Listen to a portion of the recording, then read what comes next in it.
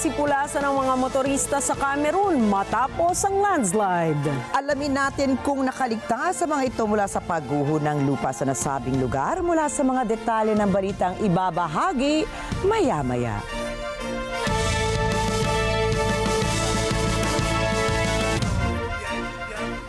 Magandang gabi. Ako po si Rikki Mathay. Ako si Rikki, Alagao, Flores. Ito ang Mata ng Agila International.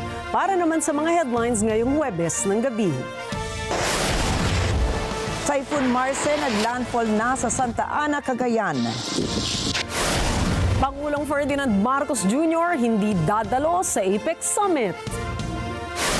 Vice President Kamala Harris tanggap na ang pagkatalo sa US elections. President Joe Biden inibitahan si Donald Trump sa White House.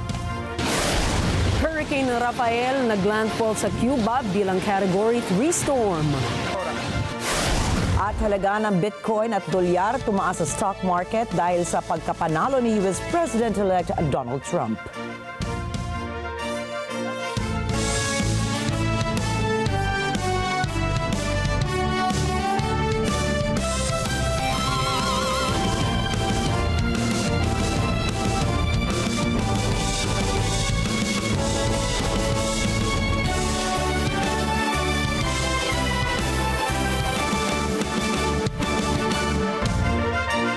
Dumaan na po ang Typhoon Marce sa Santa Ana, Cagayan matapos itong maglandfall kaninang alas 4 ng hapon. Ayon po yan sa Pag-asa.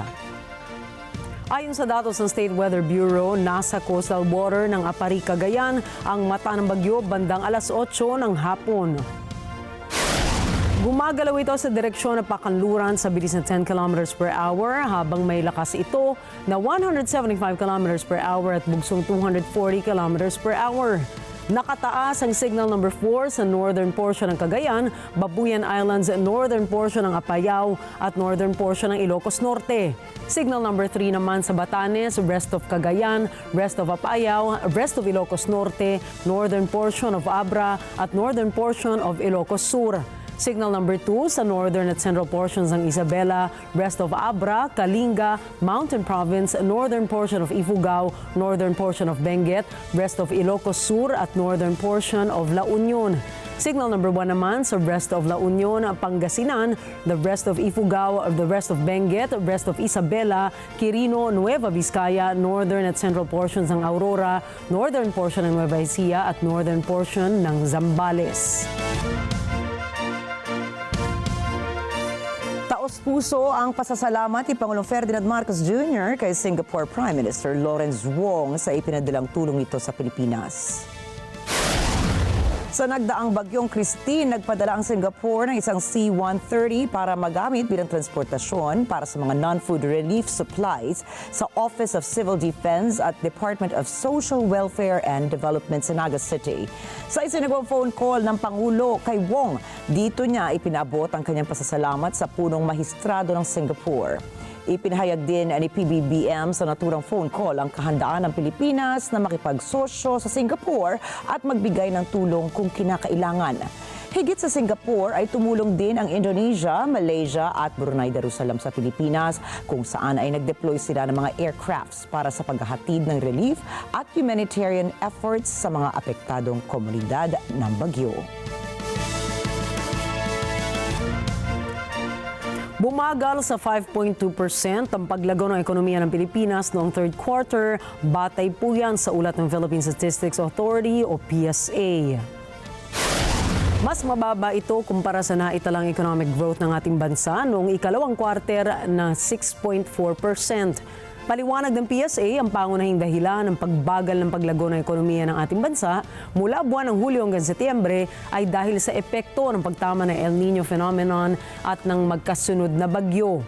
Samantala, sinabi naman ni NEDA Secretary Arsenio Balisacan na ang pagbagal ng ekonomiya ng Pilipinas ay dahil na rin sa pag-urong ng paglago ng agricultural sector mula sa pinsala ng weather disturbances.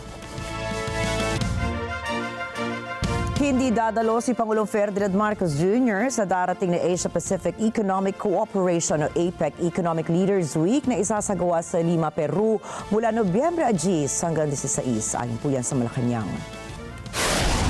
Paliwanag na Malacanang hindi dadalo ang Pangulo dahil prioridad nitong asikasuhin ang pagresponde ng gobyerno sa kalamidad, lalo na at hinahagupit ngayon ang Pilipinas ng Bagyong Marce. Sinabi ni Presidential Communications Office Acting Secretary Cesar Chavez, inatasan ng Pangulo si Trade Acting Secretary Maria Cristina Roque na dumalo sa summit bilang Special Envoy. Ang APEC ay binubuo ng 21 miyembro na kinabibilangan ng China, Japan, Russia, US, kasama na ang Pilipinas at iba pang mga bansa. Layon ng APEC Summit na talakayin ang pagpapaunlad sa global economy tungo sa isang sustainable growth at resilient development. Gayon din ang pagbalangkas ng isang direktiba para sa mga hinaharap na kolaborasyon sa rehiyon sa mga susunod na taon. Ipinabot ni Pangulong Ferdinand Marcos Jr. ang kanyang pagbati kay US President-elect Donald Trump matapos manalo nito sa eleksyon. Inihayag din ng Pangulo ang kanyang tiwala na mas malalim at dinamikong ugnayan sa pagitan ng Pilipinas at ng Estados Unidos. Pinagtibay din ni PBBM ang commitment ng Pilipinas na palawigin pa ang long-standing partnership nito sa US. Kumpiyansa ang Pangulo na ang liderato ni Trump ay makatutulong sa mabuting kinabukasan ng parehong bansa. Nasabat ng Criminal Investigation and Detection Group o CIDG ang mahigit 2 bilyong pisong halaga ng mga counterfeit cigarettes at equipment sa Valenzuela City at maging sa San Rafael, Bulacan. Ayon sa CIDG, isinagawa ang Anti-Fraud and Commercial Crime Unit at Bureau of Internal Revenue ang isang 2 araw na operasyon noong Nobyembre 6 hanggang 7. Sa pagsalakay na ito, nasamsam ang iba't ibang tatak na iligal na sigarilyo na dinistribute ng mga suspect sa Valenzuela at malawak na koleksyon ng mga equipment sa paggawa ng sigarilyo sa San Rafael. Ilang individual ang naaresto, kabilang ang ilang foreign nationals, habang mahigit 150 biktima ng human trafficking ang nailigtas mula sa mga illegal na factory sa San Rafael.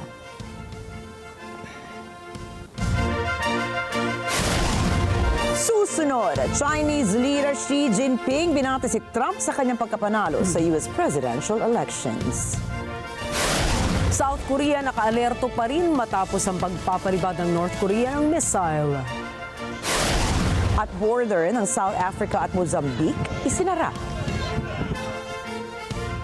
Mga detalye ng mga balita sa pagbabalik ng Mata ng Agila International.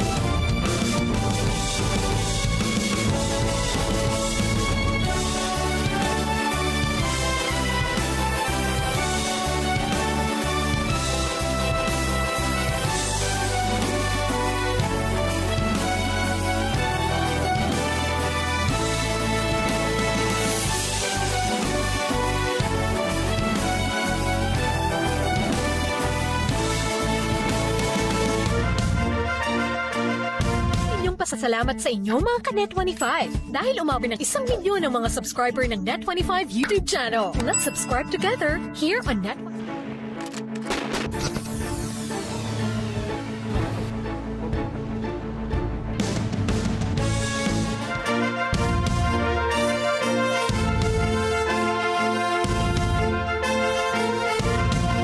Binati Binati ni President Xi Jinping si Donald Trump sa pagkapanalo nito sa US presidential election at hinikayat niya ito na maghanap ng tamang daan para magkaayos ang dalawang bansa.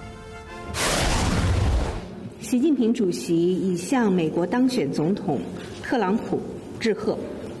习近平主席指出，历史昭示我们，中美合则两利，斗则俱伤。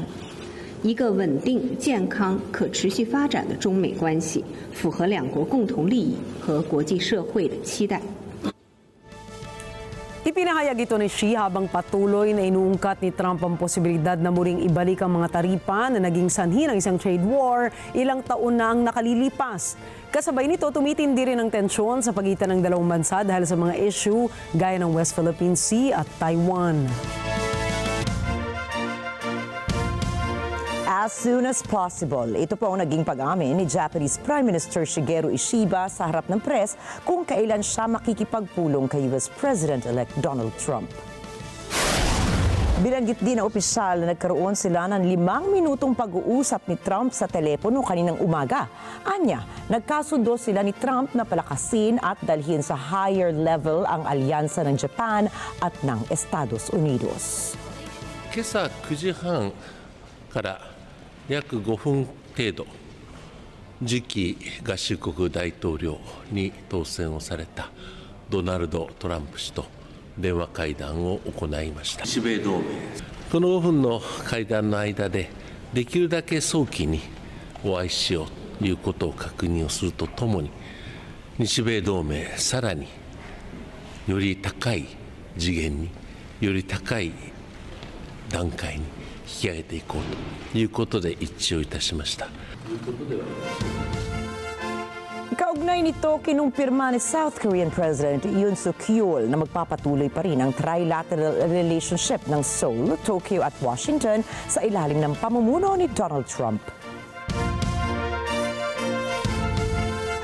Kinumpirma ni South Korean President Yoon Suk-yeol na makikipagkita siya kay US President-elect Donald Trump. Ito ay upang talakayin ang issue ng North Korea, partikular na ang paglulungsad ng Pyongyang ng Intercontinental Ballistic Missile o ICBM. Nag-usap ang dalawang leader sa telepono at nagkasundo rin sila na bumuo ng isang malakas na partnership sa Asia-Pacific at global region. 아시아 태평양 또 글로벌 지역에서 이런 한미 동맹을 바탕으로 해서 강력한 그 연대와 파트너십을 갖자고 하는 얘기도 나왔고요. 그리고 딱 북핵에 대한 얘기보다도 북한에 대한 관심을 좀 가지고 계신지 먼저 얘기를 좀 하셨습니다. ICBM과 IRBM 같은 이런 이제 SRBM 이런 것들 막 마구잡이로 지금 쏜다 뭐 이런 얘기도 좀 하고 참 믿기지 않는다. 여기에 대해서 어떻게 할 건가. 그래서 하여튼 가까운 시일 내에 만나서 많은 정보와 방안에 대해서 하여튼 좀 얘기를 하자고 이렇게 했고요. 오늘 기자회견에 Nananatiling nakabantay at nakaalerto ang South Korea matapos ang panibagong pagpapalipad ng ballistic missiles ng North Korea. ICBM 발사에 이어 오늘도 단거리 탄도미사일 수발을 발사하는 등 불법적인 도발을 지속 획책하고 있습니다. 이러한 탄도미사일 발사는 명백한 안보리 결의 위반이며 한반도의 긴장을 고조시키는 위협으로 중단되어야 합니다. 우리는 이를 결코 좌시하지 않을 것이며 이후의 모든 결과에 대한 책임은 북한에게 있음을 다시 한번 경고한다.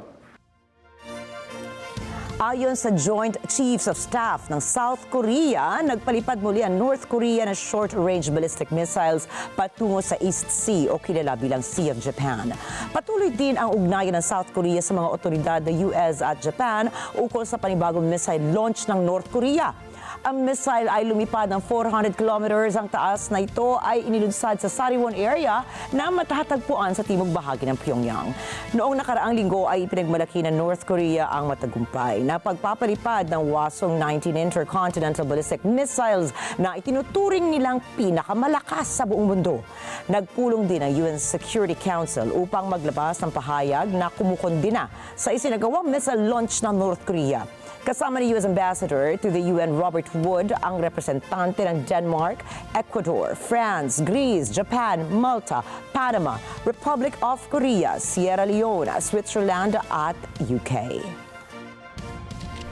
We must not allow the sheer volume of DPRK launches to normalize its unlawful and destabilizing behavior. In response to this provocation, the United States introduced a press statement to the Council that simply recounted the details of the launch and expressed the Council's position that it violated UN Security Council resolutions. However, 2 Council members refused to join a united denunciation and call to uphold the Council's legally binding measures. All member states are obligated to implement sanctions on the DPRK, which remain in effect and are in accordance with the relevant UN Security Council resolutions. We call on the DPRK to return to negotiations, comply with its obligations under numerous UN Security Council resolutions, and abandon its weapons of mass destruction and ballistic missile programs. Thank you. Nakatakdang isagawa sa Azerbaijan ang United Nations Climate Change Conference o COP29 para talakayin ang iba't ibang issue mula November 11 hanggang 22. Inaasahan na mapag-uusapan sa pagpupulong ang fossil fuel transition, rules for carbon market, boosting transparency at money for loss and damage. Dagdag pa rito ang global warming at ang patuloy na pagtaas ng temperatura sa buong mundo. Ang pangunahing paksa na tatalakayin ay ang climate change o climate finance COP kaugnay sa halaga ng perang kailangang ilabas kada taon. Malakapaloob dito ang pagbibigay ng tulong sa mga developing countries na nakararanas ng matinding problema sa usapin ng klima. Kasunod ito ng nalalapit na pagtatapos sa pledge ng $100 bilyong na pondo para sa taunang climate financing target. Iginiit ng mga mayayamang bansa na ang pagpapanukala sa karagdagang pondo ay magiging problema sa kasalukuyang budget. Samantala, ayon sa European Climate Agency Copernicus, ay asahan ngayong taon ang pinakamainit na temperatura. Aabot sa higit sa 1.5 degrees Celsius ang naabot ng mundo ngayong taon na ibig sabihin ay mas mainit kumpara sa pre-industrial average. Lumalabas sa datos na ang patuloy na pagtaas ng temperatura ay mula sa dumarami na greenhouse gases sa atmosfera. Kasama pa rito ang tumitinding El Nino na labis na nakaaapekto sa klima at kalagayan ng mga bansa sa buong mundo. It's fueled the heat trapped by greenhouse gases due to, as we all know, from human activities. El Nino is a naturally occurring event, but everything now, all El Nino events, all La Nina events take place in the context of a climate which has been radically changed by human activities. Ang pagbabalik ni Donald Trump sa kapangyarihan bilang Pangulo ng Estados Unidos ay magiging pangunahing usapin sa EU Summit na gaganapin sa Budapest sa Huwebes at Biyernes.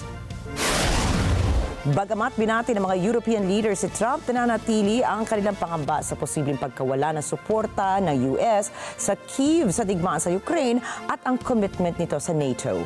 May banta rin ng posibleng magpataw ng dagdag na taripa sa mga produkto ng EU na papuntang US. Dagdag pa rito, nagkawatak-watak ang tatlong partidong pamahalaan ng Germany nitong Miyerkules matapos tanggalin ni Chancellor Olaf Scholz ang kanyang finance minister. Nagdulot ito ng paghimok ng oposisyon kay Scholz na payagan ang isang vote of confidence at agarang masimula ng general election sa Enero.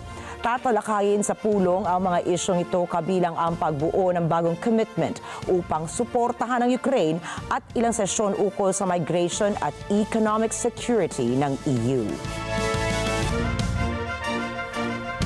Tinalakay ni Turkish President Tayyip Erdogan at US President-elect Donald Trump ang pagpapalakas ng kooperasyon sa pagitan ng kanilang mga bansa. Nagkausap ang dalawang leader sa isang telephone call kung saan binati rin ni Erdogan ang pagkapanalo ni Trump sa presidential election ng Estados Unidos. Dagdag pa sa pagpapalakas ng Turkish-US ties, umapela rin si Erdogan kay Trump na makipagtulungan ng matapos na ang mga digmaan sa ilang bansa, gaya ng Palestine at ng Ukraine. Napilitan namang isara ng South Africa ang border nila ng Mozambique dahil sa marahas na kilos protesta. Mula kasi noong nakaraang buwan ay sumiklab na ang kilos protesta matapos na magwagi ang Frelimo Party. Ayon sa South African Border Agency na marapat lamang ang kanilang ginawa dahil sa lumalalang kaguluhan doon. Gumamit na ang mga kapulisan ng South Africa ng rubber bullets at stun grenades sa mga Mozambicans na nagtatangkang pumasok sa Libombo border. Ang Libombo kasi ang isa sa 4 na pinakaabalang land port sa Southern Africa na may layong 110 kilometers mula sa Maputo, ang capital nila. Pinayuhan nila ang mga bumabiyahe na maghanap na lamang ng ibang mga alternatibong daan. Mula nang magwagi si Daniel Chapo na ang kandidato ng Frelimo Party ay sumiklab ang gulo dahil hindi matanggap ng mga supporters ng opposition leader na si Venancio Mondlenana ang resulta. Umabot na sa 18 katao ang nasawi matapos makasagupa ng mga otoridad ang mga nagpoprotesta. Ang APEC Summit 2024 ay gaganapin sa Peru mula Nobyembre 10 hanggang 16. Nakatakdang talakayin sa summit ang bagong diskarte sa economic cooperation ng mga APEC countries sa ilalim ng temang Empower, Include, Grow.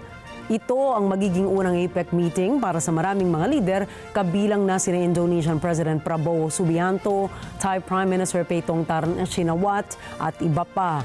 Ito rin ang magiging huling APEC Summit ni US President Joe Biden matapos niyang umatras mula sa 2024 US elections.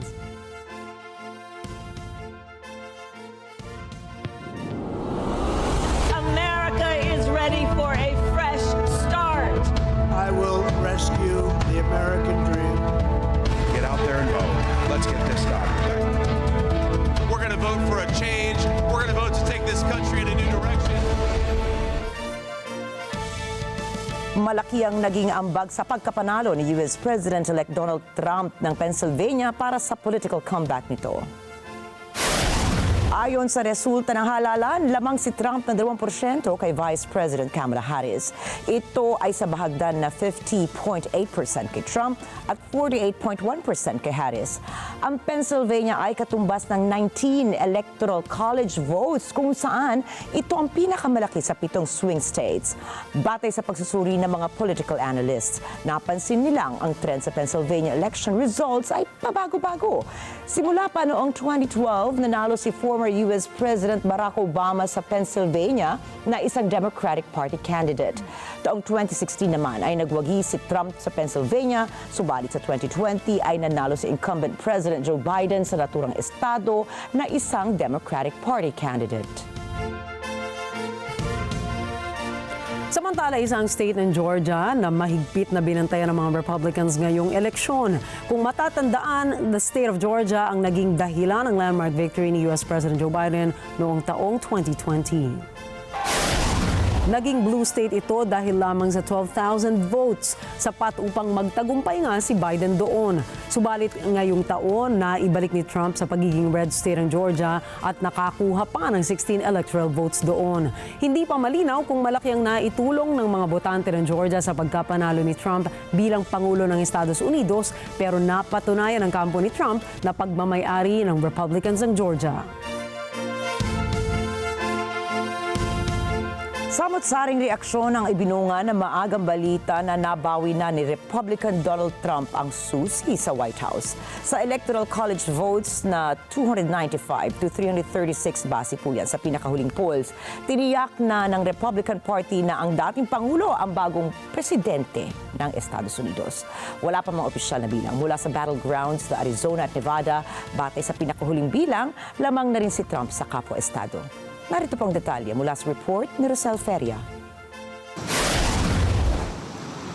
Ilang oras matapos matiyak ni President-elect Donald Trump ang kanyang tagumpay sa hindi maikakailang lamang kapwa sa electoral at popular votes, nagpahayag ng saloobin ang mga Amerikano sa makasaysayang pagkapanalong ito ng dating Pangulo. Ito ay matapos hakuti ng dating presidente ang hindi lang karamihan kundi lahat ng electoral votes ng battleground states. Sa Florida, nagse-celebrate ang mga taga-suporta ng 78-year-old president.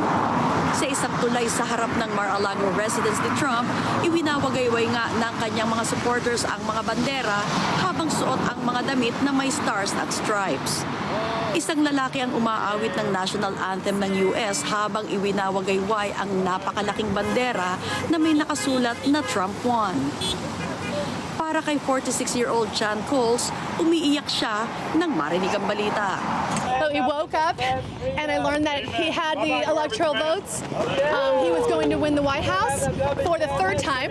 And I just started to cry because our fundamental rights as Americans, our constitutional rights as Americans are at risk. They were at risk. Kamala Harris doesn't care about our constitutional rights. Samantala, ani isa pang supporter, hindi siya natulog buong gabi at ngayoy payapa na ang pakiramdam na nanalo ang kandidato nito. I've been watching this for 3.5 years, everything that this man's went through, what his family's went through, and just to wake up today, I found such peace, I had to be here. I didn't sleep at all last night, one wink. I watched it all on TV, and then I came here to watch the sun come up. Ayon naman kay Catherine na Trump supporter din, nakatanaw na siya sa mas magagandang araw na darating. Good things are coming. Good things are coming. Whether you voted for him or not, you'll see a change in this country and hopefully the world. I just don't want all this war stuff and all this back and forth. I don't want all of it. I want just peace day in and day out. Para naman kay Battleground Wisconsin resident na si Alexandra Pascalone, kung saan nanalo rin si Trump, ipinakita lamang ng resulta ng eleksyon na hindi pala ganun kaliberal ang Amerika. So far from what we've seen, he's won both electoral votes and popular votes. So I think this country is a bit more conservative than a lot of other people thought. And I don't know how to think about that. I think that just reevaluates how a lot of people feel about living in this country in general, not just the elections. Obserbasyon ni Maryland resident Jordic Atchison, nanalo ang partidong mas handa sa laban at yan ay ang Republican Party. I'm not surprised. I mean, one party was really consistent in what was their main point and what they were focusing on. I feel like, the Democrats kind of jumped out there with a couple of rocky starts with, who was the initial candidate and having to switch gears and, you playing catch up, and when you play catch up, you start down, it's hard to come back, and, the more prepared party won. Nabawi ni Trump ang White House noong Miyerkules. Ito ay matapos ang isang kampanya na ayon sa mga kritiko ay nagpapalalim ng polarisasyon ng bansa. Nagtagumpay ang business tycoon matapos ang dalawang pagtatangka sa kanyang buhay at ang huling desisyon ng Democrats na patakbuhin si Harris nang magbitiw si Pangulong Joe Biden sa laban noong Hulyo. Si Trump ngayon ang pinakamatandang kandidato na nahalal bilang Pangulo ng bansa. Rosel Feria, Washington, D.C. para sa Mata ng Agila International. Trusted, connected, on point. Samantala, nagbigay ng opinyon ang mga Latinong nakatira sa Estados Unidos, pati na ang mga nasa Mexico ukol sa pagkakabawi ni Donald Trump sa White House. Ito ay sa gitna ng plano ng President-elect na agarang ipatupad ang kanyang planong paghihigpit sa border na ipinangako nito noong nangangampanya pa. Dagdag pa ang kanyang massive deportation plan para sa undocumented migrants. Narito ang balita ni Tony Rose Valenzuela. Wala pang isang araw matapos matiyak ni Republican Donald Trump ang kanyang pagpasok muli sa White House, iba't ibang reaksyon ng mga tao mula sa iba't ibang lugar at komunidad ang naglabasan. Ayon sa mga residente ng Allentown, hindi nila ikinagulat na nanalo si Trump sa makasaysayang eleksyon ito. Ang Allentown ay isang lungsod na may Latino majority na 125,000 sa battleground state na Pennsylvania. Si Kamala Harris ang ibinoto ng 56-year-old Allentown resident na may Puerto Rican heritage na si Ana Echevarria. Ayon kay Echevarria, hindi binigyan ng tsansa ng mga botante si Harris dahil babae ito. Really, I wasn't surprised because when I saw last night that he won, I just turned the TV. I said, "This man gonna win. You know, he's gonna win." So I just went to bed this morning. Said he won. I said, "I knew he was gonna win." Because a lot of people said elections. Even my son, you know, wanted him too because he a man. They think he could be stronger, you know, and all this war. And nobody wanted her, I guess, because they were saying about the army. But what a woman can do, what that man can do. They didn't even give her a chance, you know. Samantala sa Mexico City, hindi rin ikinatuwa ng mga residente ang pagkapanalo ni Trump. Isa sa kanilang mga alalahanin, karapatang pantao. Ibinahagi ni Lilia Cheribel na spokesperson ng neighborhood group sa Condensa Borough ang kanyang pagkadismaya na hindi nanalo ang sanay babaeng pangulo. Mi opinión acerca de las elecciones de Estados Unidos, yo esperaba pues que ganara una mujer como aquí, porque creo que se iban a entender mejor, porque el señor Trump pues es medio arbitrario, misógeno, racista. Bumagsak ang halaga ng Mexican peso sa pinakamahina nito sa nakaraang 2 taon. Pagpapahaba ng hindi katiyakan at kahinaan ng bumabangon sanang pera. Tony Rose Valenzuela, Troy, Michigan, mata ng Agila International. Trusted, connected, on point. Inilarawan ni Kremlin spokesperson Dmitry Peskov na nasa historic low ang relasyon ng Moscow at ng Washington. Nilinaw din niyang bukas ang Kremlin sa isang dialogo kasama ang US, subalit nakadepende niya ito sa susunod na lider ng United States. Практически невозможно, и отношения находятся в исторически самой низкой точке. А дальше уже будет зависеть от следующего руководства США. Президент Путин неоднократно повторял, что он открыт к конструктивному диалогу, основанного на справедливости, равноправии и готовности учитывать озабоченности друг друга. И президент Путин сохраняет этот свой настрой. Он его неоднократно подтверждал. В настоящий момент администрация США настрой диаметрально противоположный. А что будет в январе, мы посмотрим. Nang tanungin si spokesperson Peskov kung aantayin ba nito ang tawag ng kampo ni President-elect Donald Trump ukol sa issue ng Ukraine, ipinaalala nito sa press ang kagustuhan ni Russian President Vladimir Putin na magkaroon ng dialogo ang Moscow at Washington. Sa ngayon ay mag-aantay na lamang muna ang lahat para sa mga konkretong plano para sa issue ng Ukraine war. Naging ugat ng blame game sa loob ng Democratic Party ang pagkatalo ni Vice President Kamala Harris sa natapos na eleksyon sa Estados Unidos. Ayon sa mga political talking heads, ilan sa mga Democrats ang sinisisi si incumbent US President Joe Biden. Paliwanag nila, mali ang ginawang pag-urong ni Biden sa karera para ipalit si Harris bilang pambato ng Democratic Party. Sinabi naman ni Democratic strategist Mark Alagao, dapat maaga pa lang ay umatras na si Biden sa presidential race upang makapaghanda sana si Harris ng mas magandang game plan. Isa ring pinaniniwala ang dahilan ng pagkatalo ni Harris ay ang mahinang suporta nito sa mga Latino at Black Americans. Sinisi naman ng isang senior Democratic operative ang naging pamamaraan ng pangangampanya ni Harris, gayon din ang pinili nitong running mate na si Tim Walz.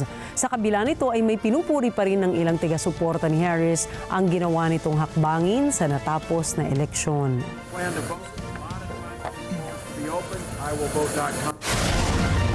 Susunod, lingap ng Iglesia ni Cristo sa mga nasalanta ng Hurricane Milton sa Florida. Australia balak na ipagbawal ang social media para sa edad na 16 pababa. At Miss Panama disqualified sa Miss Universe. Detalye ng mga balitang yan sa pagbabalik ng Mata ng Agila International.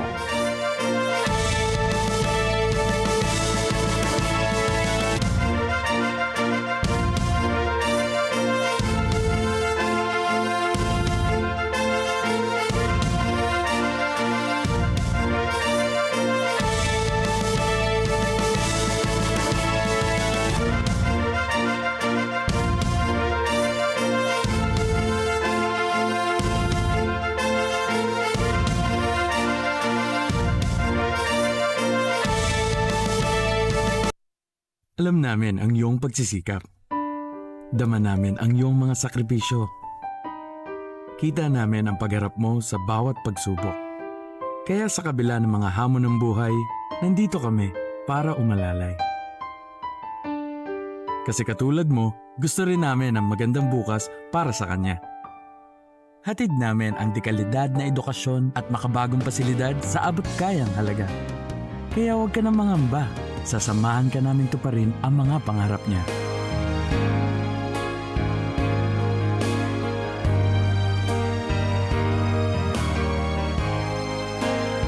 Maaasahan mong sulit dito ang mga pinagsikapan mo.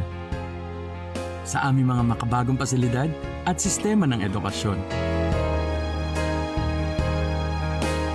Mailalabas natin ang aking talino at mga kakayahan niya. Kahit sa munting halaga, makakasiguro ka na makakasabay siya sa mabilis na pag-ikot ng mundo. Sa new era, karamay mo kami sa bawat hamon. Kaagapay mo kami sa bawat hakbang.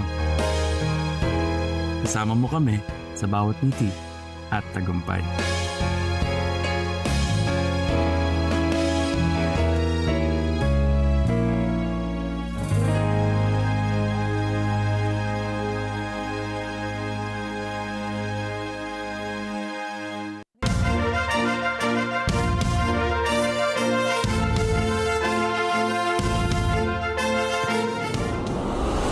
America is ready for a fresh start. I will rescue the American dream. Get out there and vote. Let's get this started. We're going to vote for a change. We're going to vote to take this country in a new direction. Matapos personal na pasalamatan ni President-elect Donald Trump ang kanyang mga taga-suporta sa Florida dahil sa matagumpay na pagbabalik ng Republican sa White House, ay mas pinili nitong maging low profile at umiwas muna sa mata ng publiko. Subalit, hindi pa rin nakatakas si Trump dahil halos buong araw siyang nakatanggap ng mga tawag sa telepono. Hindi lamang mga lider ng iba't ibang bansa ang bumati sa kanyang matagumpay na pagkapanalo. Nakatanggap din siya ng congratulatory remarks sa mga natalo niyang kalaban. Pero ang pinaka-espesyal na pagbati na natanggap ni Trump ayon sa mga analysts ay ang imbitasyon ni US President Joe Biden. Sinabi ni Trump Campaign Communications Director Stephen Chong na tinawagan ni President Biden si Trump at tiniyak din anya ni Biden na magkakaroon ng smooth transition ang kasalukuyang administrasyon at ang incoming team ni Trump sa White House. Inaasahan ni Trump ang pakikipagpulong kay Biden sa lalong madaling panahon at pinasalamatan niya ang pagtawag at pagbati sa kanya ng kasalukuyang Pangulo. Noong Miyerkules, nagbigay na ng concession speech sa bansa si US Vice President Kamala Harris. Ito ay sa kabila ng walang pahinga at mabilisang pangangampanya na hindi naman napigilan ang pagbabalik ni Republican Donald Trump sa White House. Kasama natin muli ngayon, live si Myla Simbulan sa Pennsylvania. Myla. Sa harap ng kanyang mga taga-suporta na nagtipon sa dati niyang kolehiyo na Howard University, sinabi ni Democratic Presidential Candidate Kamala Harris na sa kabila ng pagsuko niya ng eleksyon, hindi nito anya isinusuko ang laban na nagpapaandar ng kanyang kampanya. Panoorin natin.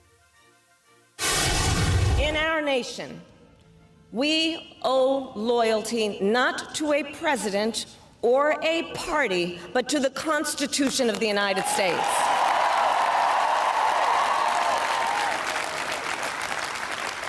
And loyalty to our conscience and to our God.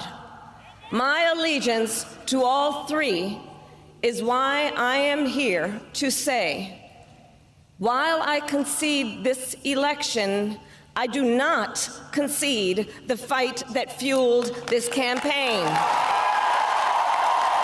Ng mga tagapakinig na karamihan ay lumuluha. Ipinangako ni Harris na patuloy nitong ipaglalaban ang mga karapatan ng kababaihan, lalaban ng gun violence at isusulong ang dignidad na para sa lahat. This election is not what we wanted, not what we fought for, not what we voted for. But hear me when I say, the light of America's promise will always burn bright.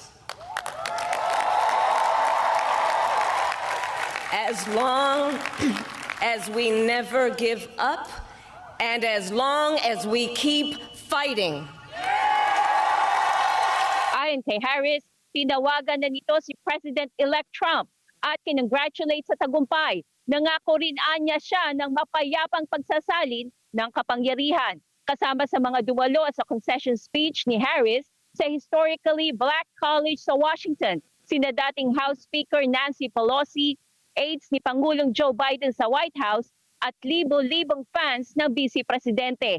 Kasama rin sa mga dumalo ang running mate ni Harris na si Minnesota Governor Tim Walz. Matatanda ang umangat si Harris sa Democratic ticket noong Hulyo nang sumasa isang tabi si Biden. Umani si Harris ang panibagong entusiasmo at pondo sa kampanya. Subalit nahirapan itong pakalmahin ang alalahanin ng mga botante ukol sa ekonomiya at imigrasyon. At nito ngang Martes, tinalo siya ng malaki ni Trump na humakot ng mas marami boto kumpara na tumakbo siya ng 2020. Nakuha rin ni Trump ang mga critical na battleground states na nagdesisyon sa eleksyon. May nasimbulan para sa mata ng Agila International, trusted, connected, on point. Balik sa inyo dyan, Nina and Rikki. Myla, magandang umaga sa iyo, no? May tanong ako. Alam natin ang eleksyong ito hindi lang para sa pagka-presidente at pagka-vice-presidente. Batay ba sa mga polls, kaanong impact ang ipinaramdam ng Republican Party pagdating sa iba pang key positions ngayong eleksyon?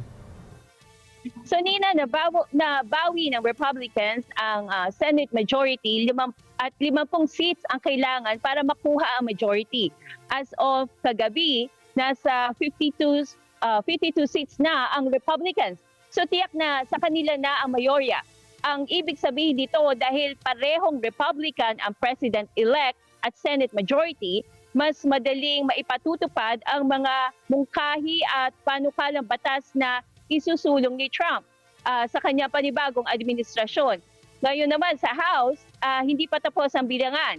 218 seats ang kailangan para sa majority. At as of kagabi, nasa 206 pa lang ang Republicans, ngunit lamang ito sa Democrats na nasa 191 seats naman. Nina and Rikki? Ayun, kaya I'm sure today, moving forward, ang wish ng mga Amerikano, dahil nga Republicans ang pumuesto, maging best decision yan para sa kanila. Maraming salamat sa iyo, Myla Simbulan, mula sa Pennsylvania, USA.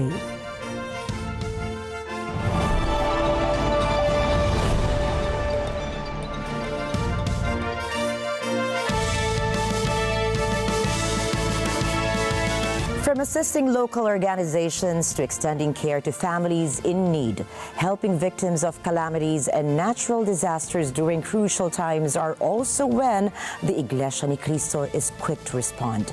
And in Florida, where hurricanes are constant, let's take a look at how they were given the help they need.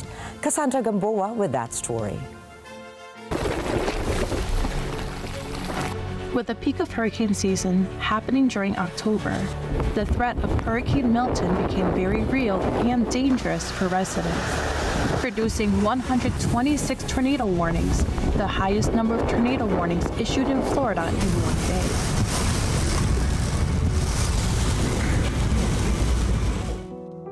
The aftermath was devastating. Residents in Florida are no strangers to hurricanes. Yet, in the aftermath of Hurricane Milton, evacuee residents like myself are now facing flooding, gas shortages, and power outages, leaving over 3 million without electricity. So after evacuating and coming back to the house, one of the most noticeable things that we can see damage-wise from the hurricane is our fence. As you can see, fences aren't normally standing like that.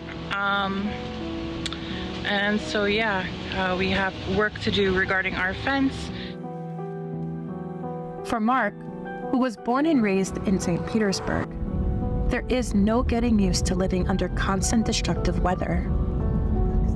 I've lived under the threat of hurricanes my entire life. It's been a trying time the last 2 to 3 weeks. I couldn't even talk. It was so sad, all the things that had happened in our neighborhood. But in a prompt response to reach out to residents impacted by the destruction of Hurricane Milton, the Church of Christ stepped in. Responding promptly to this great need, members put together care packages filled with essential items, food, cleaning supplies, and other items, and these goods were distributed to residents at the Treasure Island Community Center. We very much appreciate the community outreach of so many organizations such as yours who have come to help the residents here recover. That's been wonderful. This is fantastic, giving us water, feeding us, helping people with their cleaning buckets and everything. I love it. Thank you so much. This is fantastic. Tell how lovely all of you are. This has just touched my heart today, meeting all of you. That's very kind, and you're doing the right thing for our community, and I'm very thankful. This activity is a blessing, and I appreciate everything you guys done. You guys, it's truly a blessing to this community. Through this Care for Humanity event, residents felt support from the Church of Christ. Yet, this wasn't the first time.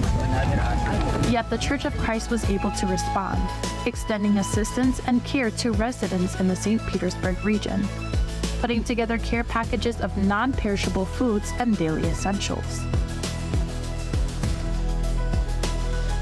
I am just overwhelmed by what was brought to us. So thank you, thank you.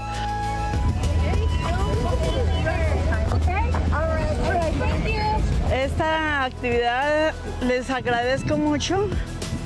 Tienen un corazón muy bueno ustedes, sacar el tiempo y venir y pensar en nosotros y ayudarnos y darnos un momento de consuelo, de apoyo, de coraje.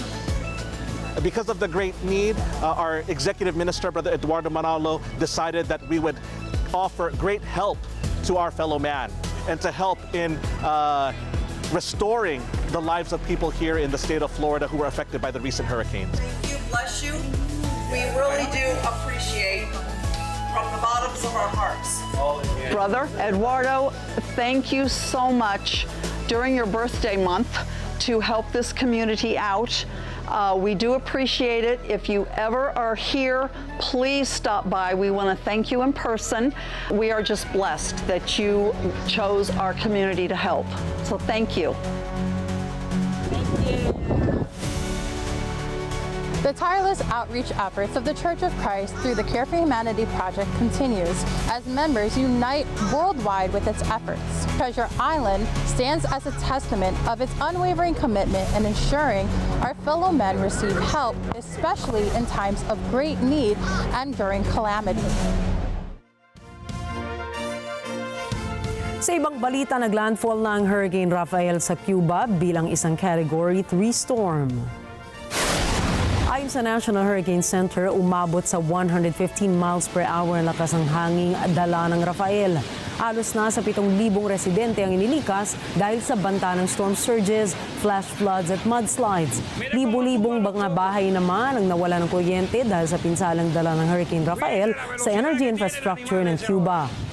Batay sa projection ng Hurricane Center, habang tinatahak ng Hurricane Rafael ang direksyon pakanluran, ay inaasahan na tatamaan din ng naturang bagyo ang Cayman Islands. Sa ngayon ay inaalam pa ng Emergency Services ng Cuba ang kabuuang halaga ng pinsala na idinulot ng bagyo at bilang ng nasawi kung mayroon man.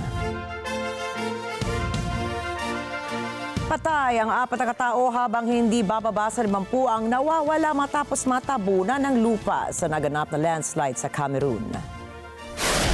Kita po sa video ang ilang sandaling pagguho ng bahagi ng gulod sa lugar. Mapapansing marami ang nagsipulasan papaalis sa lugar bago maganap ang landslide. Sinabi naman ni Cameroon Minister of Public Works Emmanuel Ngano Jumese na ang walang tigil na pagbuhos ng ulan sa lugar ang sanhi ng landslide. Nag-deploy na ng mga rescue teams sa lugar para hanapin ang iba pang nawawala. Ipinahayag naman ng World Meteorological Organization na kasalukuyang humaharap ang kontinente ng Africa sa mga extreme weather events dahil sa climate change. Patay naman ngayon ang 5 tao sa Arizona. Ito ay matapos bumagsak ng sinasakyan nilang eroplano. Ayon sa mga otoridad ay patungong Utah ang 6-seater Honda Jet HA420 aircraft nang bigla itong nagkaproblema sa pagbaba sa paliparan. Bumagsak ang eroplano sa metal fence ng paliparan bago ito tuluyang tumama sa mga sasakyan. Kasunod nito ay natagpuan sa lugar ng insidente ang mga pasahero na wala ng buhay habang ang piloto ay agad namang isinugod sa ospital. Batay sa ulat ng Aviation International ay bumilis ang eroplano na higit sa 153 kilometro. Samantala, iniimbestigahan na ng mga opisyal ang problema sa likod ng insidente maging ang pagkakakilanlan ng mga sakay nito. Nakaligtas ang piloto ng isang helicopter sa Houston matapos mag-crash ang sinasakyan sa Pearl Land Airport. Kita po sa video ang ilang sandaling nawala ng kontrol ang piloto sa sinasakyan nitong aircraft. Dito na sumalpok sa nakaparadang light aircraft sa paliparan patungo ito o bago ito tuluyang mag-crash. Ayon sa Federal Aviation Administration, bandang 8:35 na umaga na naganap ang insidente. Kaagad na rumisponde ang emergency services crew para bigyan ng medical atensyon ang piloto ng chopper. Patuloy namang tinitingnan ng Federal Aviation Administration ang sanhi ng insidente. Nasawi ngayon ang 2 migrante habang nasa 200 naman ang iniligtas mula sa Canary Islands sa Spain. Ayon sa Spanish Coast Guard ay natagpuan nila ang 2 bangkay na lumulutang sa katubigan ng Canary Islands. Kasunod dito ay kanilang inilikas ang higit sa 100 na mga pasahero na agad namang dinala patungo sa ibang isla. Matatandaan din na nitong mga nakaraang araw ay 5 bangkay rin ang lumutang sa Canary Islands. Ito ay matapos mabutas ng kanilang inflatable boat. Kaugnay nito ay aabot na sa higit 1,500 na katao ang nailikas ng mga otoridad sa loob lamang ng 1 linggo. Samantala, nakabantay na ngayon ang mga opisyal sa lugar dahil sa sunod-sunod na insidente ng pagkasawi ng mga tao roon.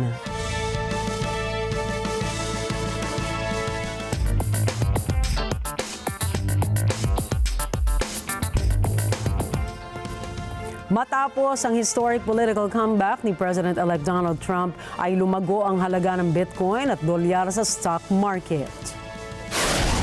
Pumalo kasi sa 2.2% ang US equity indexes sa S&P 500 kung saan ito ang pinakamataas na iniangat ng dolyar sa loob ng 4 na buwan. Nakinabang rin sa pagkapanalo ni Trump ang Bitcoin kung saan pumalo ito sa all-time high value na higit sa $75,000. Matatandaang malaki ang suporta ni Trump sa mga cryptocurrencies. Ang katunayan ay nangako si Trump kay Elon Musk na bibigyan niya ito ng posisyon sa administrasyon nito, partikular na sa pananalapi. Malaki ang tiwala ni Musk na makatutulong ang cryptocurrencies upang makaiwas ang Washington mula sa debt crisis.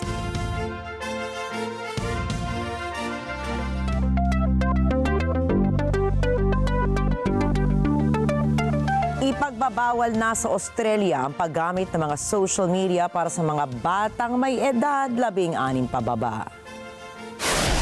Inanunsyo ng Australian Prime Minister na si Anthony Albanese na maglalagay sila ng age check system sa mga social media para harangin ang mga batang users. Inaasahang maipatutupad ang kautusan sa susunod na taon kung saan ay binigyan din niyang ang masamang epekto sa sobrang paggamit ng social media. Anya, nasa proseso na ito ng pagbibigay abiso sa mga users at nakatakdang magsimula sa loob ng 12 buwan. Dagdag pa rito ay wala ring ibibigay na exemptions sa mga bata na mayroong parental consent at existing accounts.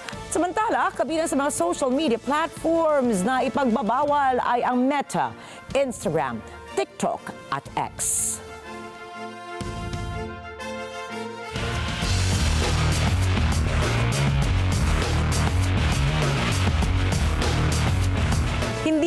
Tiniyak ng San Antonio Spurs kung kailan makakabalik sa trabaho ang kanilang head coach si Greg Popovich. Dinala sa pagamutan ng veteranong NBA coach noong nakaraang mga araw dahil sa hindi umano maganda ang kanyang pakiramdam.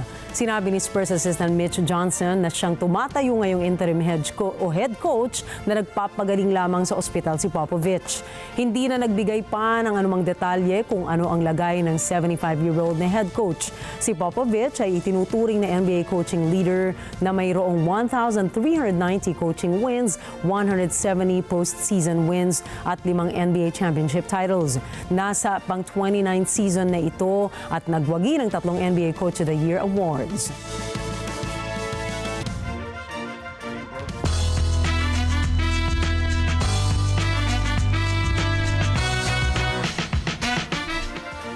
Ibinahagi ng ilang mga artists sa kanilang mga social media ang kanilang naging pagboto para sa nagdaang 2024 US elections.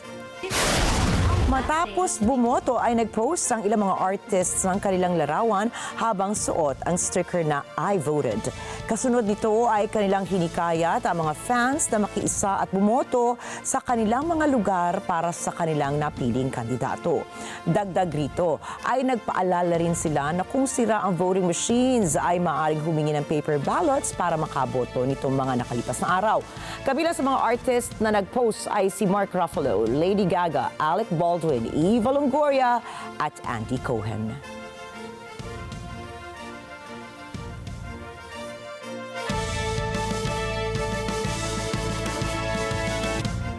Samantala, sinagot ngayon ang American rapper na si Cardi B ang sinabi ni Elon Musk na siya ay mukhang puppet sa naging pagdalo niya sa campaign rally ni Kamala Harris. Makikita ang komento ni Musk sa isang shared video clip na may linyang isang puppet na naman ang hindi alam ang sinasabi. Kasunod nito ay hinamon ni Cardi B ang kaalaman ni Musk sa matinding karanasan na pinagdaanan ng mga tao sa Amerika. Anya, hindi siya puppet at anak siya ng 2 migrante na nagsumikap na magtrabaho para maialis ang buhay sa kahirapan. Bukod rito ay tumagal naman ang pagsasalita ng rapper sa campaign rally ng 10 minuto kung saan ay binanggit niya ang pagsulong sa karapatan ng mga kababaihan.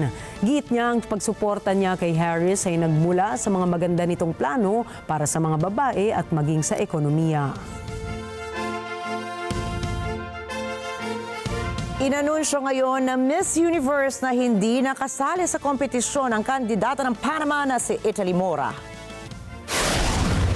Ayon sa organisasyon, ang naging desisyon na alisin si Miss Panama ay dahil hindi nito nasunod ang evaluation na ginawa ng kanilang disciplinary commission. Giit nila ay pinapanatili lamang nila na masunod ang integridad at pamantayan na nakapaloob sa kompetisyon. Dagdag pa nila ay hindi maaaring ilabas ang ilang impormasyon sa pagkakaalis ni Italy Mora bilang bahagi ng confidentiality. Bukod po dito ay sinabi ng Pangulo ng Senyorita Panama opisyal na si Cesar Arnel Rodriguez na wala namang problema sa pagitan nila at ng organisasyon. Anya, napag-usapan naman ng dalawang panig ang issue kung saan ang huling desisyon ay hindi makasasali ang kanilang bansa para sa 2024 Miss Universe. Samantala, nakatakdang isagawa ang 2024 Miss Universe sa Mexico City, nakatatampukan ng nasa 130 mga bansa. Pagkaganda-gandang babae, no, Rikki? Ganda. Kaya lang, syempre, talagang in every competition, there are rules at no one should be above the rules. Sabi nga, no one is above the law. At laging tatandaan, hindi naman puro ganda ang lahat. Ay, yes. Maraming iba pang bagay, Oo, maraming diba? pang pamantayan, di ba? At saka, balita ko, di ba, Nina, yung mga iba, per organization, dahil di lang naman Miss Universe yan, yung iba yung pamantayan din nila. Meron nga ako nabalitaan na isang organization, isa sa mga biggest considerations nila, yung paano ka makitungo sa staff. So, hindi lang talaga ganda. So, actually, gumaganda talaga marami kapag maganda rin ang ugali. Tama. Kahit ako man, hindi yun ang sukatan ko lang. Maraming iba pang bagay, lalo na kapag sumali ka sa isang ganyang kompetisyon, di ba? Nag-evolve na kasi yung konsepto natin ng beauty na hindi basta mukha lang or magandang hubog lang ng katawan, kundi yung pangkabuuan na kagandahan ng isang tao. Ayan. At tandaan po na narito kami para maghatid ng balita saan mang dako ng mundo. Muli ako po si Rikki Mathay. Ako si Nina Rikki, Alagao, Flores. Ito ang Mata ng Agila International. Para naman sa mga balitang nangyari sa iba't ibang panig ng mundo, punta naman tayo kay Alma Angeles para sa Mata ng Agila World News. Take it away, Alma.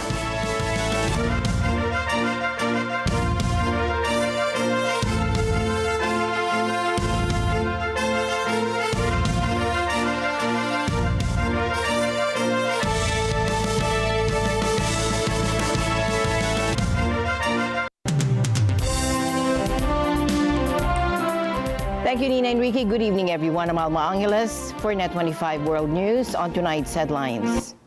In what many are calling a stunning upset, Vice President Kamala Harris' bid for the presidency has come to an unexpected end. And despite her ambitious campaign, Harris fell short of the 270 Electoral College votes needed to win. But we must accept the results of this election. Earlier today, I spoke with President-elect Trump and congratulated him on his victory. I also told him that we will help him and his team with their transition, and that we will engage in a peaceful transfer of power. The outcome of this election is not what we wanted, not what we fought for, not what we voted for. But hear me when I say, the light of America's promise will always burn bright. And the news starts now.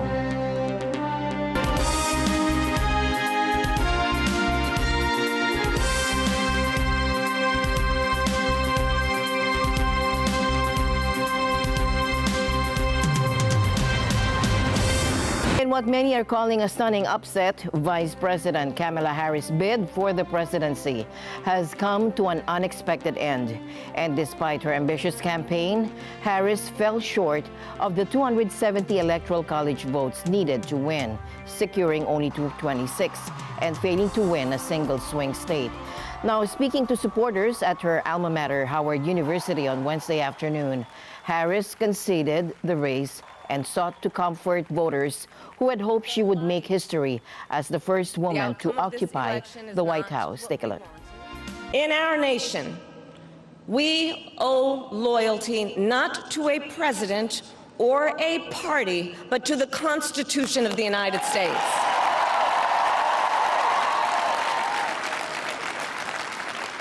And loyalty to our conscience and to our God. My allegiance to all three is why I am here to say, while I concede this election, I do not concede the fight that fueled this campaign.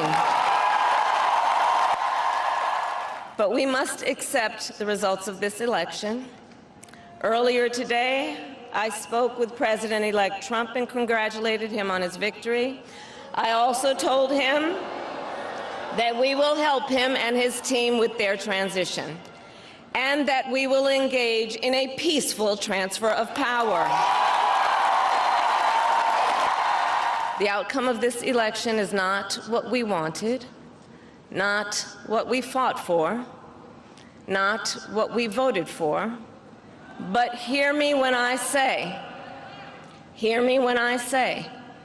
the light of America's promise will always burn bright. The defeat echoes 2016 when another female candidate's White House dreams were dashed. Like Hillary Clinton before her, Harris never took the stage at her election night gathering. The signs of trouble were there. Despite strong fundraising and celebrity backing, Harris struggled to maintain key Democratic coalitions. The numbers are telling. Female support dropped 3% from 2020. Latino voters shifted 6% away. And these weren't just losses, they were decisive shifts. And people have woken up, I said, we go to H-E-B, and we came by a fajita for $2.99 when Trump was there, as opposed now it's anywhere between $8.99 to $10.99. And recently we've been buying and doing the barbecues with nothing but chicken. Say we're going to be flying, growing feathers out of our hairs and our ears because that's all we've been eating is chicken. The reason? A perfect storm. Just 16 weeks of active campaigning against Trump's 9-year political presence. Last time it was just Trump, almost newborn into the presidency, trying to work out what to do with this extraordinary thing that had happened to him. And this time around, he has a much better sense of people who share his worldview. The border crisis she couldn't shake. Inflation and economic concerns that hit home with voters. A lot of her policies did not connect. She kept saying stuff about, the middle class, but Trump, for me at least, Trump was a lot more better suited for the middle class than she was. She tried to connect pretty well, but Trump did a whole lot better with his presentations and stuff like that. So. When Donald Trump left office the last time, we were just coming into COVID, but things were still really, really well. I think, unfortunately, the Democrats the last time around got saddled with most of the financial burden from COVID and a lot of the blame from that. But the fact is, Donald Trump, when he left office the last time, left us in a better economy. Because immigration, cost of living, these things have powerfully, it looks like, driven him to victory. Her unwavering defense of Biden administration's policies. I think in retrospect, one of her biggest challenges wasn't about her. It was about the fact from the start you were running a candidate who was tied to a deeply unpopular administration. And once you see that, and that made it hard for her to position herself as the candidate of change, you will ask what made him unpopular, and why were his economic policies doing poorly, and immigration policies, even when there's metrics that show he's quite successful. So the big thing to point to, and I think there's going to be a lot of introspection and finger pointing among Democrats, is how they went about selecting their nominee.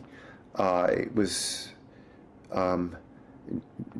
not conventional, to say the least, to stand behind effectively an uncontested primary season behind an incumbent president who then you abandon at the final hour and replace with the vice president who was the natural pick in some ways, but there wasn't so much as a moment of introspection between him stepping down and the party rallying behind her.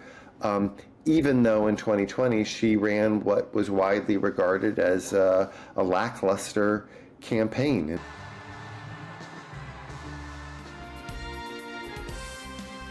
Now, America on Wednesday woke up to a new president. Republican Donald Trump secured the 270 electoral votes needed to defeat Democratic candidate Kamala Harris.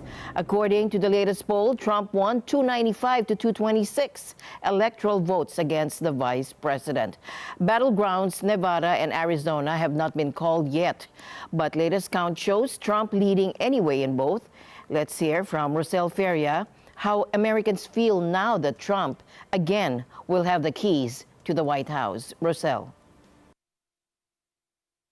Hours after President-elect Donald Trump secured his win in a sweeping lead both in electoral and popular votes, Americans weigh in on the historic win as the former president took most, if not all, the battleground states.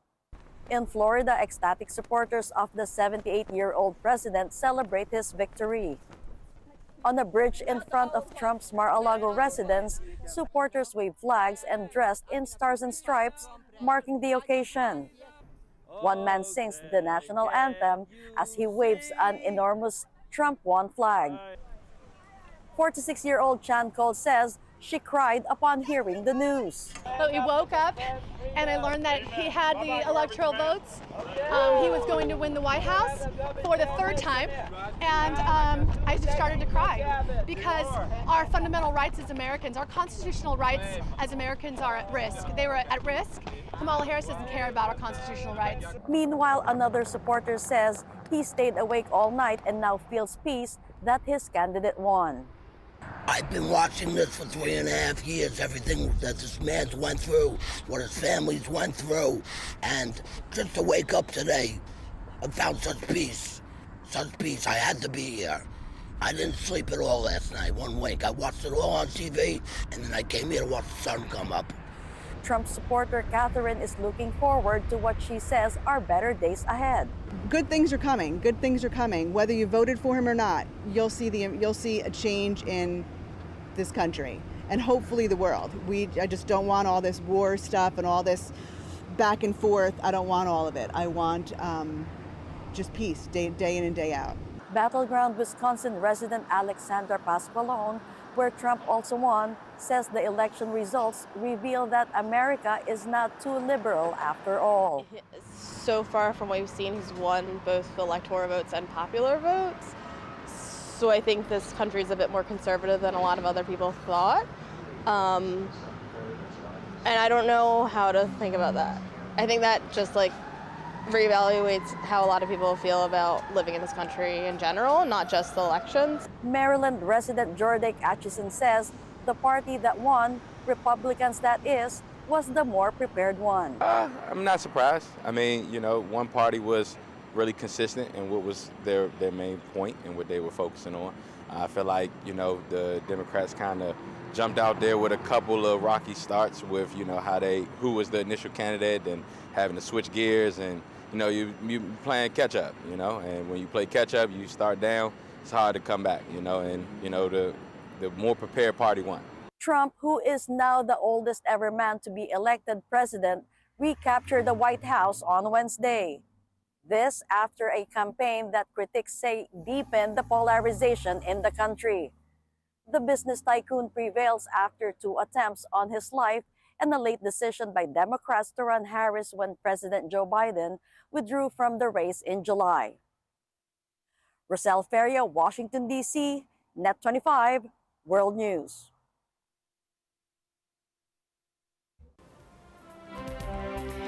Now, there were several bomb threats in several swing states right up until the voting took place. Take a look.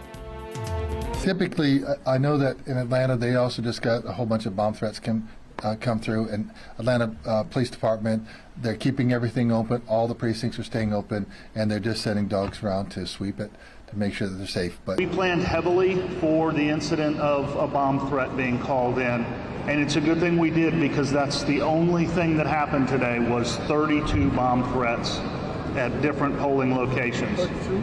32. We were able to clear 27 of them very quickly without the need for an evacuation. 5 of them, the polls were temporarily closed down at the poll manager's request while we conducted the sweep. In total, bomb threats were called into locations in Pennsylvania, Georgia, Arizona, Michigan, and Wisconsin. The threats, ultimately deemed not credible, appeared to aim at causing chaos, especially in the states likely to decide the election. Yeah, I think they're scaring people, and that's not good. Probably the people who were here, they may not come back. We're going to keep the polls probably open later. That will be probably a judge will decide how long that should be. But I think it's just scaring people, and then you don't have the turnout you should, because it hits the news. And then probably people here were probably scared. Most of the threats centered on Georgia's Fulton County, where 32 out of 177 polling sites were targeted. While many threats were quickly dismissed, 5 sites had to be evacuated and secured before reopening, causing delays. The location was temporarily evacuated. However, this was a minor disruption, and the polling location was reopened after officers were able to determine that it was safe to have people come inside and continue voting. Officials extended voting hours to compensate, minimizing any lasting impact. But who was behind these bomb threats? We've heard some threats that were of Russian origin, and so I don't know how to describe if that's viable. We don't think they are, but in the interest of public safety, you always check that out, and we'll just continue to be very responsive when we hear about stuff like that. We identified the source, and it was from Russia. A claim that's raised eyebrows nationwide. I just want to make sure everyone understands this, that Georgia's not going to be intimidated. The Russia has just decided they picked on the wrong Georgia. They need to pick on the other one in the Black Sea. because we're not going to be intimidated. But we're just excited about where we are right now. Members of both parties voiced concerns over foreign interference. While Republicans and Democrats suspect Russia's involvement, the Russian embassy in Washington called the allegations malicious slander, questioning the sophistication of using Russian email domains for such threats. Ultimately, the election proceeded with few disruptions. Though these threats caused inconvenience, they didn't appear to alter the final results significantly. We overcame obstacles that nobody thought possible. And now, how would Trump navigate the world amid the turmoil of the Middle East, Ukraine, and the tariff war in China in a Trump 2.0 scenario? Take a look. While campaigning to regain the US presidency, Donald Trump said that he would be able to end Russia's war in Ukraine in 24 hours. And it will take me no longer than one day. He warned that Israel would be, quote, eradicated if he lost the election. And you can't let that happen. And he vowed sweeping new tariffs on Chinese imports. I'm going to put tariffs on other countries. What does his US election victory mean in a turbulent world? Trump's response to Russia's war in Ukraine could set the tone for his agenda. Under President Joe Biden, the US poured in tens of billions of dollars in military and financial aid. Trump criticized the level of US support for Ukraine's war effort and promised to end the conflict before he takes office in January. But he didn't explain how. There are certain risks connected with Trump. There are two main risks. The first is that Trump will initiate talks on ending the war. He wants a quick result, and there is a risk that certain concessions could be made to Russia.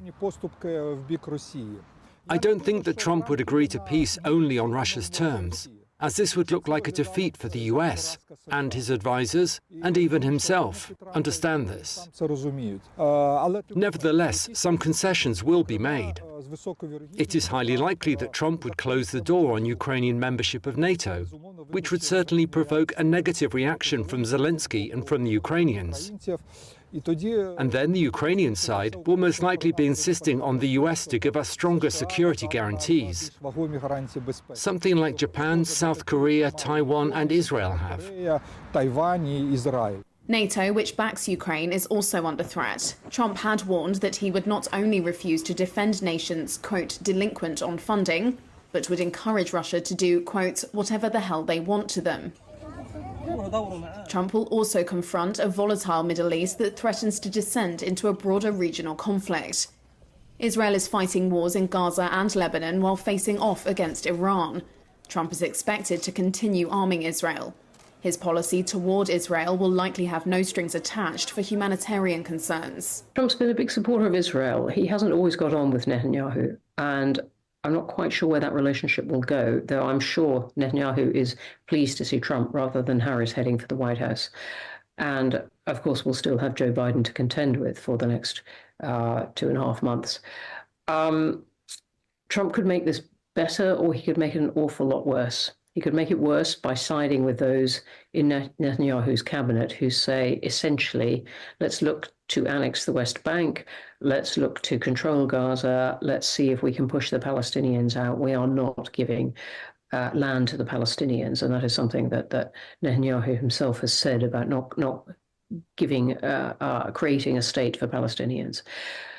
Trump could, though, be tempted, what to me is a more positive direction, of building on the Abraham Accords with the Emirates and other countries in his first term and saying, look, the big prize for the region and for Israel and for me is a deal with Saudi Arabia, the normalization of relations. Saudi wants an awful lot of things from that in its relations with the US, and offering really great prizes to Israel in terms of relations with other Arab countries, but also other Muslim countries like Indonesia, Malaysia, if you can come to some deal, which in the Saudi Arabian point of view must include now a state for the Palestinians. If he could put his weight towards that, that would be a positive route out of what is a worsening situation there. But I'm not sure that he's that way inclined, and it's certainly not where this current Israeli government is inclined. A Washington-based strategic advisory firm analyst has predicted that a second Donald Trump presidency could lead to significantly increased tariffs on China, and Trump's first term saw a trade war with China resulting in tariffs on hundreds of billions of dollars worth of goods. His administration argued that these tariffs were necessary to combat China's unfair trade practices and to promote fairer market access for U.S. companies. An analyst believes that under a second term, Trump may revisit and possibly ratchet up these policies in order to pressure Beijing further. Let's get more insight from Jeff Sanidad in Washington, D.C. on what this could mean for U.S.-China relations. The Asia Group Director Han Shen-lin says President-elect Donald Trump would be looking to settle unfinished business. This by resuming trade discussions where his first administration left them 4 years ago. At least in terms of the U.S. trade policy towards China, my guess is that they'll look back at where the last trade discussion went during the first Trump administration, and I suspect the Trump administration will say that we still have unfinished business here. So certainly the signals we've gotten so far are a lot more tariffs, or at least the threat of that. Poll shows that 78-year-old Trump recaptured the White House by securing more than the 270 Electoral College votes needed to win the presidency in Tuesday's election. A key plank of Trump's policies and likely to have the biggest global impact are import duties. These include a 10% universal tariff on imports from all foreign countries and a 60% tariff on imports from China. Lin says Trump's tariff threat on China are likely to happen. This after the former president voiced the subject in recent media appearances. I believe that Trump's threat of 60% tariffs will likely happen, and that he has actually voiced it several occasions in the past, and including his most recent 3-hour interview on the Joe Rogan interview show. Lin says the U.S. commitment to its global alliances could also be tested by the next Trump administration. This after Trump threatens to withdraw from NATO if allies did not raise their defense budgets. Under the Trump administration, there would likely be an atrophy of the alliance system. So as you look at the various alliances such as NATO, at least those may be weakened a bit, or at least there's going to be more pressure on partners to pay for their share of the protection, for example. So that may be an opportunity for China to allow them a more forward presence within their own geographic area, primarily the Pacific. Lin adds, with the European Union also threatening to increase tariffs, China could attempt to divide attention between its two biggest markets and within the EU states themselves. This, he says, in order to slow down the evolution of higher tariffs. Jeff Sanidad, Washington, D.C., Net 25, World News. Meanwhile, Japanese Prime Minister Shigeru Ishiba hopes to meet U.S. President-elect Donald Trump in the United States this month in an attempt to emulate then Prime Minister Shinzo Abe's close ties during Trump's first term. The U.S. is Japan's most important economic and security partner, while Tokyo is a key Washington ally in Asia, providing bases that allow it to keep a large military presence in China's doorstep. Ishiba told reporters he had held a 5-minute phone call with Trump on Thursday morning Japan time and that they agreed to meet as soon as possible. 日程については現在調整中でありますが、なるべく早くそういう日程を取って会談をしようということでは一致をいたしました。会って話をすることを楽しみにしているということでありまして、私もそのように思っております。私もこうやって電話ではありましたが、1対1で話をするのは初めてでございました。一言で言えば非常にフレンドリーな感じがしましたですね。ですからこれから先の言葉を飾ったり繕ったりするのではなくて、本音で話ができる、そういうような方だというような印象を持ったところであります。では終わります。はい。And the news continues here on Net 25. We'll be right back. The heat is on for clinics that have the latest and most advanced technologies to preserve the youthful glow. In this episode, we are unlocking the business potential of ageless beauty together with skin, face, and body anti-aging centers, Dr. Gisela Trajano Sarmiento. If you are really open for business, you really have to find the side of you that would say that you are different from the others. There should still be a uniqueness that you will offer to the world. Open for Business with Cesar Vallejos, Sunday, 9 p.m. Sunday 25.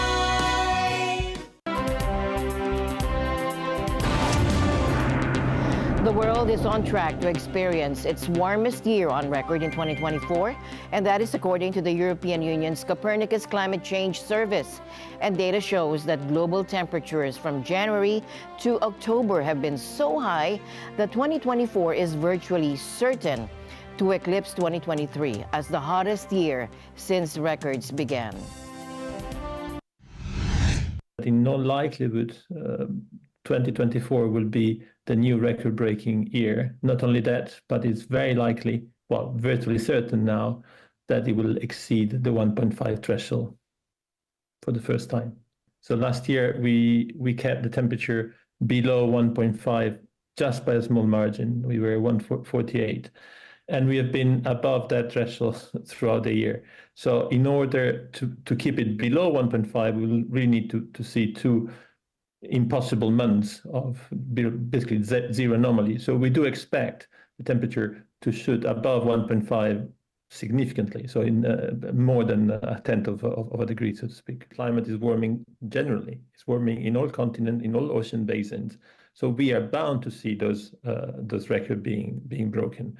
So in that sense, the fundamental underpinning cause of this year record is climate change, is the anthropogenic warming of the climate system. We are bound to see more and more exceedances at the annual level. So this is the first. It won't be the last. It will be every single year. It will become more likely for the temperature to pass the 1.5 threshold, and eventually, in 5-10 years' time, basically every single year will be above 1.5. At the current rate, we do expect that limit to probably be reached between the end of this decade and the beginning of the next one, around 2030s, if you want, give or take, with the uncertainty due to this variability I was mentioning before. But it's not something that will happen far into the future. It's basically around the corner now. Fires have ravaged Southern California, leaving parts of Camarillo in ashes. On Wednesday, intense wildfires swept through the area, taking down homes and filling the sky with thick, dark smoke. Local videos show the scene, streets littered with burned cars and homes still smoldering. All right, we're here in Camarillo, California, in November. Have Santa Ana winds starting this fire. There's a lot of homes that have burned. This neighborhood right here, there's probably like 5 or 6 really nice houses. The roof's collapsing on this one. Sad to see. Right now, the situation remains dire. In Ventura County, the mountain fire has already scorched over 10,000 acres. And down in Malibu, the broad fire is burning too. Though crews have made some progress with containment. Here at the mountain fire, this just started like an hour ago. It's well over 1,000 acres, already burning homes. You can hear them, explosions in the background. Camarillo, California. This is a pretty crazy intense day. With high winds and dry conditions, crews are in for a tough fight. Fire department officials from Ventura County in California said the area was facing a relentless wildfire spanning 10,431 acres with zero containment. This is a classic Santa Ana wind event. We've got sustained winds more than 50 miles an hour with gusts over 80. Every firefighter in the region, all of our partners from Los Angeles City, Los Angeles County, Orange County, Kern County, Santa Barbara County, our partners at CAL FIRE, our partners in the sheriff, every law enforcement agency available, every helicopter, every fixed-wing aircraft, everything we've been able to get a hold of is here fighting this fire. The containment number at this point in time is at 0%. Our goal as law enforcement, much like fire, is preserving life and preserving structures. We have made over 14,000 contacts to evacuate people within the community. Please continue to stay out of the area unless you absolutely need to be here. Please stay away. And with that, we end tonight's broadcast. For everyone here on Net 25, I'm Alma Angeles. Thank you for joining us. Good night.